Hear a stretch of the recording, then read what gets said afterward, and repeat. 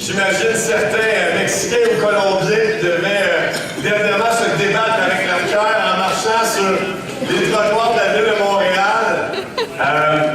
On a une belle journée aujourd'hui, n'est-ce pas? C'est vraiment une journée pour aller marcher dehors et apprécier la douceur de l'hiver, j'ose le dire. J'avais hâte de vous retrouver ce matin. J'avais hâte d'être avec la famille et Robert Val me manquait. Je sais pas, il y a quelque chose qui me manquait. Et ce matin, je suis content d'être avec vous. Et en réfléchissant à la période des fêtes de cette année, il y a un mot qui m'est venu à l'esprit, c'était abondance. On s'est retrouvés ensemble à de nombreuses reprises pendant les fêtes pour fêter, pour célébrer. Et je réalise la richesse de la famille quand je pense au banquet du 22 décembre qu'on a eu à Saint-Grégoire, qui était vraiment formidable. On a eu un temps extraordinaire ensemble, n'est-ce pas? Je pense également à la fête du 24 décembre chez les Brisebois, pour ceux et celles qui y étaient. Manuela était avec nous, ça dansait fort dans le sous-sol. La fête du 31, alors qu'il y avait 60 personnes dans ma maison. C'était vraiment intense. Et on a continué, en fait, la période des fêtes dans la joie avec un brunch le 5 janvier dernier, au Délitec, avec les familles. Et on est entré de plein fouet dans la nouvelle année avec des rencontres de dirigeants, des meetings, ainsi de suite. Wow! Il y a de l'action. Et je ne sais pas si vous êtes ce matin reposé ou si vous êtes fatigué. Il y a des petits yeux dans la salle et mon objectif ce matin, c'est de vous inspirer, c'est de vous encourager. Et c'est de vous équiper avec une réflexion qui, je l'espère, va vous servir en ce début d'année. Comment commencer une année dans la parole de Dieu? C'est la question que je me suis posée en préparant mon message. Comment on va commencer ensemble l'année dans les Écritures? Évidemment, être des disciples de Jésus, c'est assurément le plus grand des privilèges. C'est le plus grand honneur qui peut s'être fait à un homme et une femme sur terre de pouvoir marcher dans les traces du Maître. En fait, du grand Maître. Et on sait que Jésus était la parole de Dieu. Par conséquent, quand on est disciple de Jésus, quand on est chrétien, on est nécessairement disciple de la parole. On est disciple de la parole de Dieu. Et je réfléchissais à ça hier soir. Je ne sais pas pour vous, mais quand j'étais jeune, puis j'étais avec mes amis, puis qu'un de mes amis me promettait quelque chose, puis que je me mettais à douter de ce qu'il me disait, il y a toujours la même phrase qui sortait de ma bouche. Donne-moi ta parole. Tu me donnes ta parole? Puis généralement, quand mon ami me disait oui, je te donne ta parole, mon cœur était réconforté. Je savais que mon ami allait tenir son engagement. En fait, la parole d'un homme, la parole d'une femme, c'est ce qu'il y a de plus précieux quand on y pense. Qu'elle soit écrite, qu'elle soit parlée, ou qu'elle soit mise en action, notre parole, c'est ce qui nous identifie. Notre parole, c'est notre vie. Et c'est incroyable de considérer le fait que Dieu lui-même nous a donné sa parole. Au travers de l'Écriture, qu'est-ce que Dieu nous dit? Je te donne ma parole. Je te donne ma parole. Et à de nombreuses reprises, Dieu nous dit quoi? Ce que j'ai dit, je vais le tenir. Je vais le faire.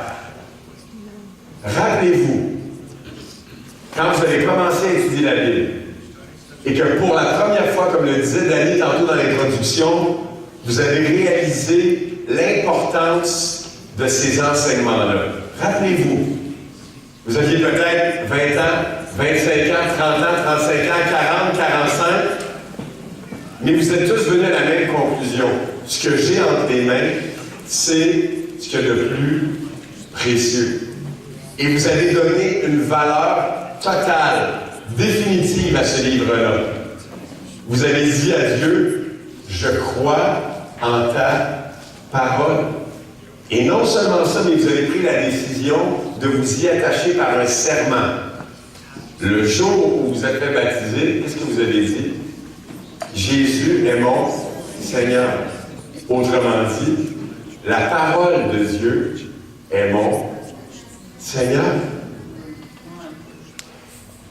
Je crois que c'est une façon à la fois solennelle et importante pour nous ce matin de se rappeler l'importance que la Bible doit avoir dans nos vies, l'importance que l'étude de l'Écriture doit avoir dans nos vies, l'importance qu'on doit attacher à la qualité des temps et à la constance des temps qu'on consacre à la parole de Dieu dans nos vies.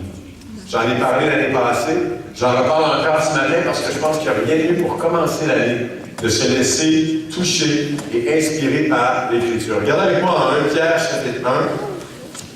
1 Pierre chapitre 1, on va commencer avec un magnifique passage qui vient de la bouche de Pierre, qui a lui-même fait l'expérience de la parole vivante de Dieu puisqu'il a marché avec Jésus. Et on va lire ensemble ces quelques versets qui sont sublimes et qui sont si profonds. Ici, Pierre, en 1 Pierre chapitre 1, verset 21, nous dit les choses suivantes. Par lui, c'est-à-dire Jésus, vous croyez en Dieu, qu'il a ressuscité d'entre les morts et lui a donné la gloire, afin que votre foi et votre espérance soient en Dieu. Après avoir purifié vos âmes dans l'obéissance à la vérité, en vue d'un amour fraternel sincère, aimez-vous les uns les autres ardemment et de tout cœur. Vous qui avez été régénérés, non par une semence corruptible, mais par une semence incorruptible, par la parole vivante et permanente de Dieu. Car toute chair est comme l'herbe, et toute sa gloire comme la fleur de l'herbe. L'herbe sèche et la fleur tombe, mais la parole du Seigneur demeure éternellement. Wow! La Bible ici nous dit, littéralement, que son contenu spirituel, que le contenu de la Bible, lorsqu'il est entré à l'intérieur de nous, qu'est-ce que ça nous a fait? Ça nous a régénérés, ça nous a transformés et ça nous a amenés vers le salut au travers du baptême. La Bible se présente comme étant une parole qui régénère et qui donne la vie. Et c'est important pour les apôtres de bien faire comprendre ça aux saints, aux fidèles, parce que la mémoire étant courte et le cœur étant trompeur, il est si facile d'oublier la grandeur, la puissance et la richesse de ce qu'on a entre les mains. Vous êtes d'accord avec moi? Oui. Je vais donc ce matin, en 3 points assez brefs, nous rappeler certaines choses qui sont fondamentales par rapport à l'Écriture. Et on va ensuite de ça regarder pratiquement comment on peut utiliser ce message-là cette semaine dans nos vies. Donc, mon premier point ce matin, qu'est-ce qui meuble la maison de ton cœur? Qu'est-ce qui meuble la maison de ton cœur? Regardez avec moi en Luc chapitre 11. Qu'est-ce qui meuble la maison de ton cœur? C'est un enseignement qui est vraiment intense quand on le considère dans son contenu, parce que Jésus fait des affirmations qui sont vraiment intenses pour montrer l'importance de la chose. Regardez avec moi en Luc 11, verset 21 donc. Lorsqu'un homme fort et bien armé garde sa propriété, ses biens sont en sûreté. Mais si un plus fort que lui survient et s'en rend vainqueur, il lui enlève toutes les armes dans lesquelles il se confiait et il distribue ses dépouilles. Au verset 23, Jésus en rajoute, « Celui qui n'est pas avec moi est contre moi, et celui qui n'assemble pas avec moi disperse. » Lorsque l'esprit impur est sorti de l'homme, il traverse des lieux arides, cherche du repos, et comme il n'en trouve pas, il dit, « Je retournerai dans ma maison d'où je suis sorti. » Et quand il arrive, il la trouve balayée et ornée. Puis il s'en va et prend 7 autres esprits plus mauvais que lui. Ils entrent et s'établissent là, et la dernière condition de cet homme devient pire que la première. Tandis que Jésus parlait ainsi, une femme éleva la voix du milieu de la foule et lui dit, « Heureux le sein qui t'a porté et les mamelles qui t'ont allaité. » Mais Jésus répondit, « Heureux plutôt celui qui écoute la parole de Dieu et qui la garde. » Pour mieux comprendre le contexte de cet enseignement-là, si vous regardez juste un peu avant, au verset 15, Voici ce que les pharisiens disaient de Jésus, ou du moins certains d'entre eux. C'est par Béelzébul, le prince des démons, qu'il chasse les démons. Et donc, pour le mettre à l'épreuve, lui demandaient un signe venant du ciel. Et regardez ce que la Bible dit au verset 17. Comme ils connaissaient leurs pensées, il leur dit, tout royaume divisé contre lui-même est dévasté. Donc, on voit ici que Jésus connaissait les pensées de ces hommes-là et voyait en fait que leurs pensées étaient habitées par la confusion et par les ténèbres. Et en fait, il leur sert un enseignement pour les amener à réfléchir sur leur état spirituel, mais aujourd'hui, ça s'applique évidemment à nous de la même manière. Et l'exemple que Jésus donne est intense. Jésus donne l'exemple d'un homme qui garde sa maison. On imagine un homme bien armé comme dans un beau film d'action. Et Jésus dit, tout va bien jusqu'à temps qu'il y ait un homme plus fort qui s'empare de lui, qui le désarme. Et Jésus en rajoute en disant qu'il distribue ses dépouilles. Jésus n'a pas peur de donner un exemple pour vraiment capter l'imagination de son auditoire. Et la Bible nous dit quoi ici? La Bible nous dit en fait que notre esprit, notre cœur et notre âme, c'est une maison. Et qu'il nous revient de la faire habiter par une parole qui est puissante, qui est vivante, qui nous garde en vie et qui nous fortifie. Et Jésus nous dit qu'il y a deux possibilités. Ou bien la parole nous habite et qu'elle nous garde, qu'elle nous protège, ou bien d'autres pensées, d'autres émotions, d'autres sentiments peuvent, de façon progressive, entrer dans la maison de notre cœur et venir prendre le contrôle de notre vie.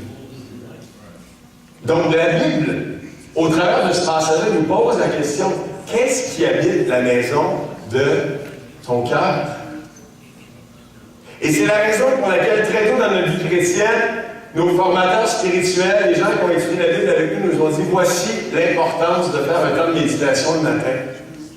Voici l'importance même d'y retourner l'après-midi ou le soir, afin de disposer nos esprits et nos cœurs à y faire habiter des choses qui sont saintes, des pensées qui plaisent à Dieu, des pensées qui nous encouragent, des pensées qui permettent de dissiper les ténèbres, de mettre les choses en perspective. Et on va y revenir tantôt. En pensant à ça, je pensais à un combat de lutte. Lorsque deux hommes entrent en lutte l'un avec l'autre, et parfois nos vies sont comme ça. Il y a comme une lutte à l'intérieur de nous, il y a deux lutteurs dans nos cœurs.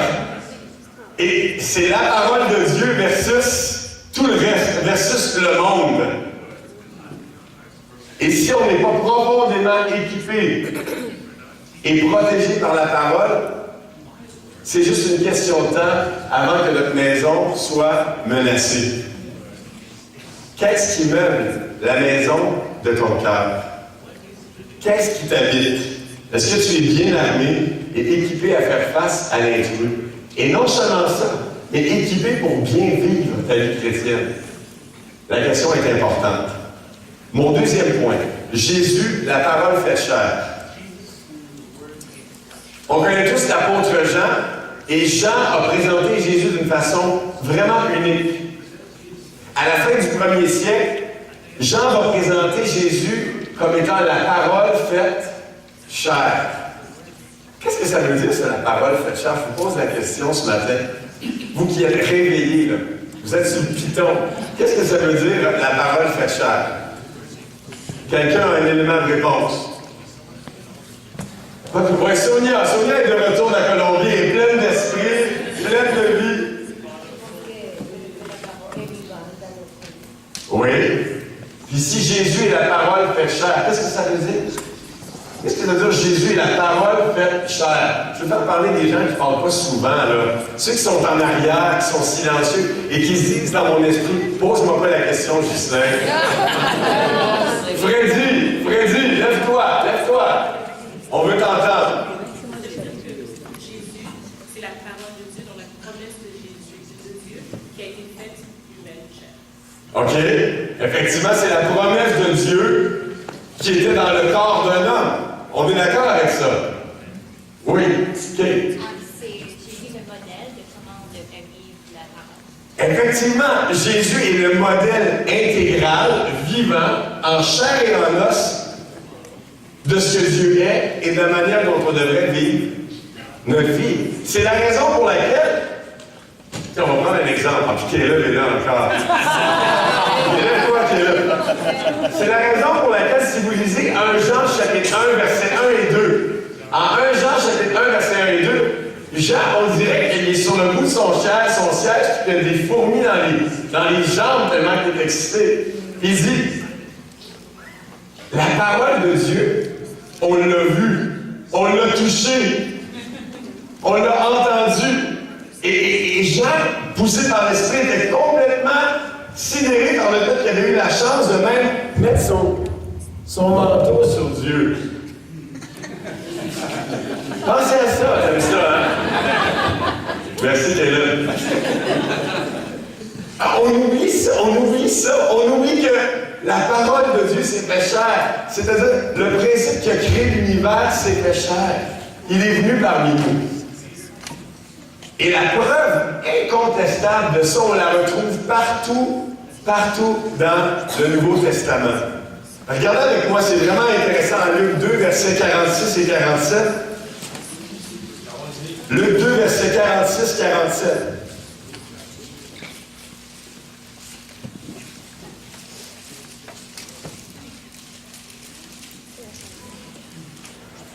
On va aller rapidement sur ce point-là. Au bout de 3 jours, ils le trouvèrent dans le temple, assis au milieu des docteurs, les écoutant et les questionnant. Tous ceux qui l'entendaient étaient surpris de son intelligence et de ses réponses. Donc, on voit que Jésus, déjà à 12 ans, qu'est-ce qu'il fait? Il écoute, puis il pose des questions. Tu sais, des fois, les gens pensent que Jésus, à 12 ans, là, c'était comme l'homme intégral. Tu sais, Jésus à 30 ans, Jésus à 12 ans, c'est la même personne. Il y a eu comme un gap, tu sais, métaphysique dans l'histoire de Jésus. Non, Jésus avait 12 ans pour de vrai. Et il s'est spirituellement éduqué dans la présence des hommes de sa génération qui enseignaient dans le temple.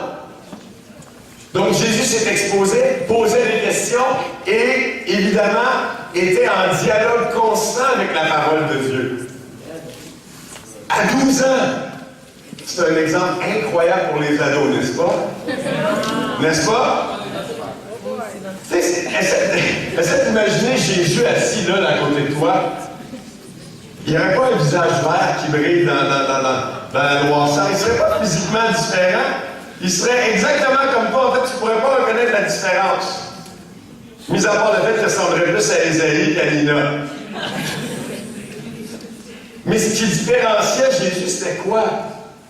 C'était son appétit, sa soif et la profondeur de sa réflexion sur la parole de Dieu. De telle sorte que lorsqu'il a commencé son ministère à 30 ans, il était vraiment incarné. La parole était profondément intégrée en lui. Regardez avec moi en Luc chapitre 4, verset 1 et suivant. Un verset qui est phénoménal sur le plan de l'esprit. Luc chapitre 4, verset 1 et suivant. Jésus, rempli d'Esprit Saint, revint du Jourdain et fut conduit par l'Esprit dans le désert, où il fut tenté par le diable pendant 40 jours. Il ne mangea rien durant ces jours-là, et quand ils furent achevés, il eut faim.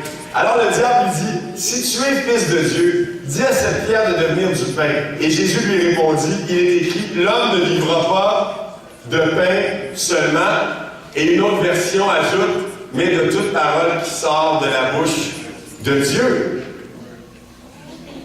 Pensez à ça. Tu viens de jeûner pendant 40 jours. Tu peux avoir plus faim que ça. Et c'est intéressant parce que Jésus aurait pu de façon très délibérée dire bon, je mange. Mais qu'est-ce qu'il va faire? Il va évidemment faire face à la tentation. Et au travers de la tentation, il se rappelle à lui-même et il rappelle à son adversaire que la parole de Dieu doit passer avant la nourriture physique.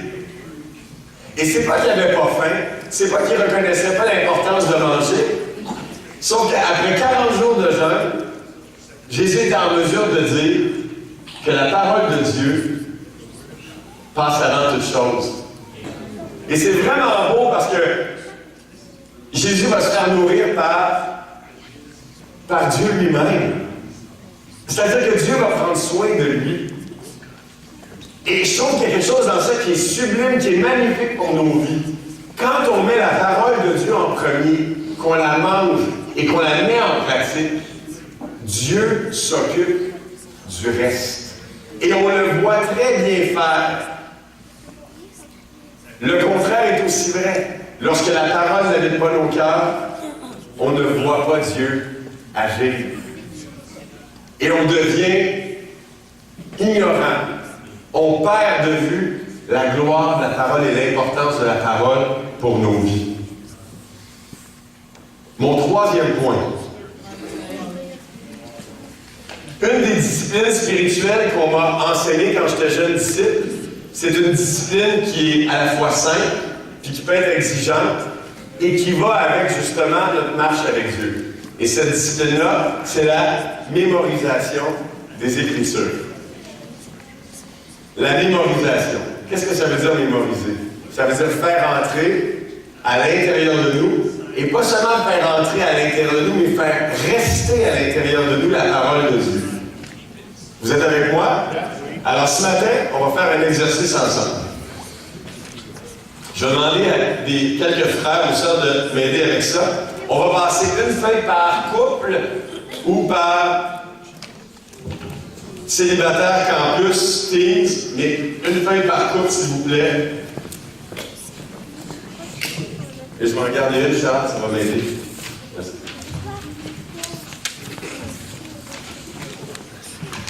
Alors, une des disciplines fondamentales de la vie du chrétien, c'est la mémorisation.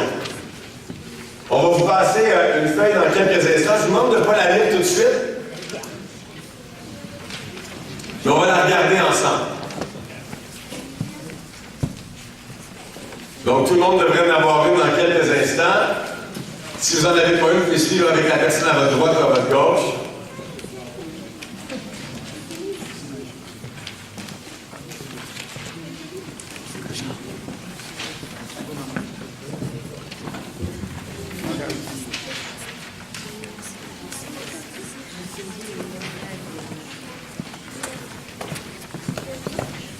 OK. Alors, avant d'aller dans le texte, là, je vois que c'est tentant, évidemment, d'aller dans le texte, mais voici comment la parole travaille. C'est très, très simple. C'est comme la planche à voile. Qui a déjà fait de la planche à voile ici? Est-ce qu'il y en a qui ont déjà fait de la planche à voile? Levez la main. Quelques personnes. OK, c'est pas compliqué. La planche à voile, c'est quoi? C'est une planche avec une... Vous êtes formidable. Et ça se passe généralement sur une étendue d'eau. Mais il y en a qui font ça avec des roulettes en dessous. Ou sur la neige. Ça, c'est des casse-cous. OK? La planche à voile, c'est incroyable. Quand tu réussis à prendre le vent, ta planche, elle file à toute allure et tu sens... On se sent libre, pour ceux qui en ont déjà fait. OK? Spirituellement, le vent, c'est quoi? C'est l'Esprit Saint. OK? La voile, c'est quoi? La voile, c'est quoi? C'est l'Écriture. Puis la planche, c'est quoi? C'est notre foi. Quand l'Écriture est dans notre cœur et que l'Écriture baigne dans notre esprit, c'est-à-dire que j'ai des passages dans ma tête qui me poussent à l'obéissance, qui m'inspirent à l'obéissance. Qu'est-ce que l'Esprit fait au travers de l'Écriture? L'Esprit me pousse dans la direction de l'obéissance. Parce que l'Écriture habite à l'intérieur de moi. C'est la raison pour laquelle la mémorisation est extrêmement importante. Jésus lui-même a mémorisé probablement tout l'Ancien Testament.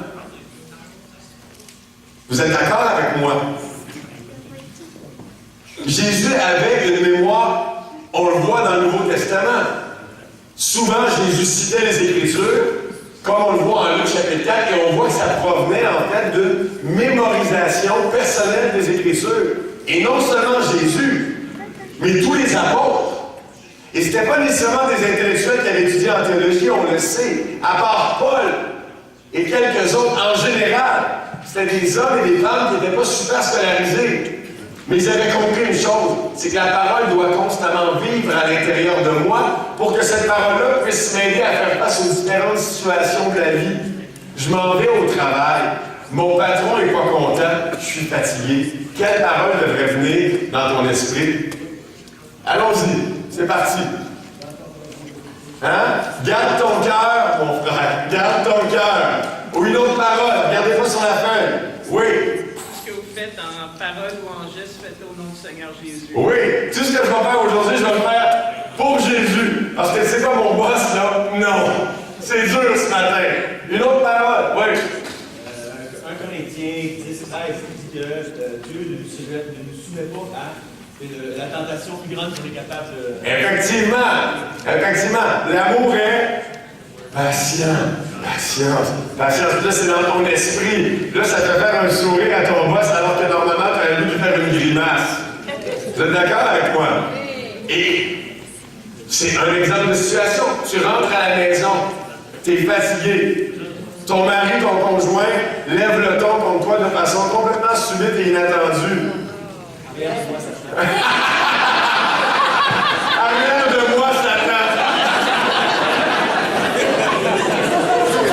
Là, je comprends tes confessions de mariage, bro. Pauvre Alison. Ouch!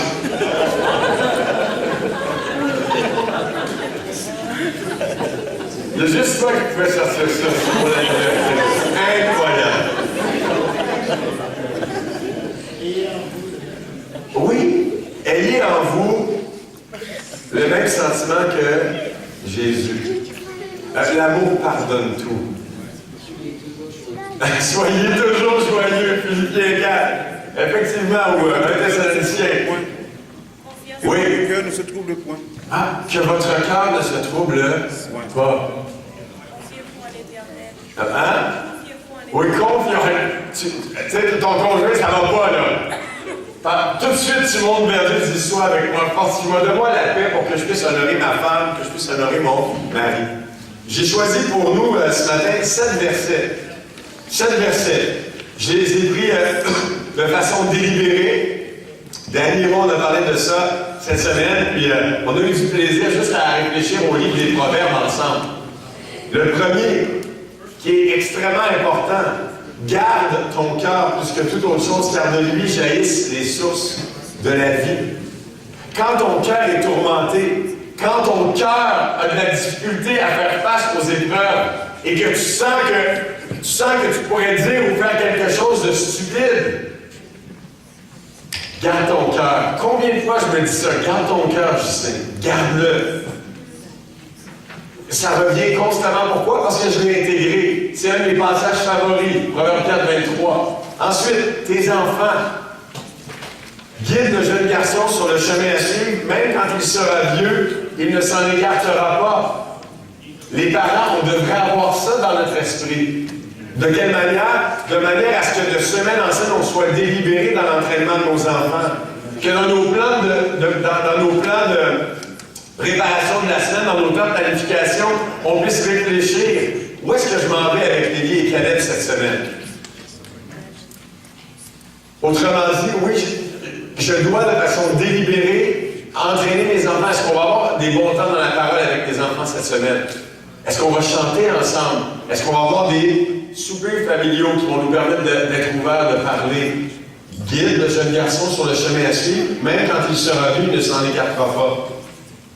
Les conseils et la réussite. Les projets échouent faute de délibération, mais ils réussissent quand il y a de nombreux conseillers. Combien de décisions importantes on fait dans une année? On ne peut pas les compter. Combien de décisions importantes on fait dans une semaine? On peut les compter. La question c'est, est-ce qu'on amène dans nos vies des conseillers, des conseillères qui nous aident à délibérer sur des décisions qui peuvent être autrement prise dans notre subjectivité, c'est-à-dire qu'on est aveuglé par nos sentiments, nos émotions, on ne voit pas les angles morts, on manque certaines informations. On prend tellement de décisions importantes qu'on a besoin de conseiller. Si la parole habite dans mon cœur, si la parole habite dans ma maison, et que je réfléchis constamment à la parole, forcément que l'Esprit va m'aider à aller dans cette direction-là, demander des conseils. Mais si la parole n'habite pas à l'intérieur de moi, qu'est-ce qui va arriver? Je vais prendre des décisions par instinct ou par émotion. Acheter une maison, changer de travail, changer d'horaire, faire un voyage à l'étranger, relation avec un frère ou avec une sœur. Combien de frères de sœurs demandent des conseils après avoir pris la décision sur des questions extrêmement importantes? Le quatrième, mieux vaut un plat de verdure là où règne l'amour qu'un bœuf engraissé si la haine est là. Wow! Est-ce que c'est mieux d'être fauché financièrement puis d'être dans la joie et l'amour à la maison? Ou d'avoir les poches pleines puis d'avoir de la tension, de l'agressivité, de l'impatience puis de l'irritation entre les membres de la famille? 5. La confession des péchés, la joie du pardon. Celui qui dissimule ses fautes ne réussit pas, mais celui qui les confesse et les délaisse trouve la compassion.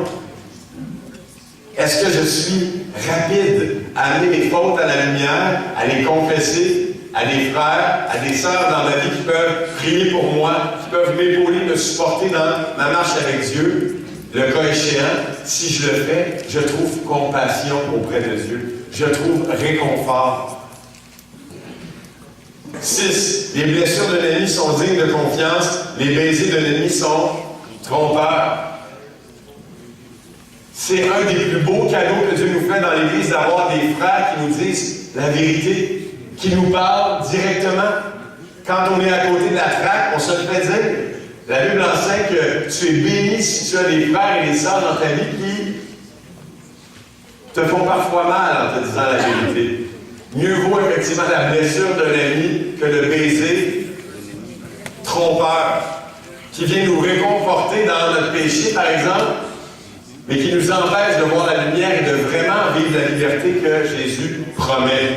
Et enfin, le dernier, et non le moindre. Et non le moindre. On devrait le connaître par cœur. Confie-toi en l'Éternel de tout ton cœur et ne t'appuie pas sur quoi? Sur ton intelligence. Reconnais l'Éternel dans toutes tes voies et c'est lui qui aplanira tes sentiers. Ne sois pas sage à tes propres yeux. 7 versets. Si j'ai ces 7 versets-là gravés en dedans de moi et que je les médite régulièrement, qu'est-ce qui va se passer dans ma vie? Ça va transformer ma vie.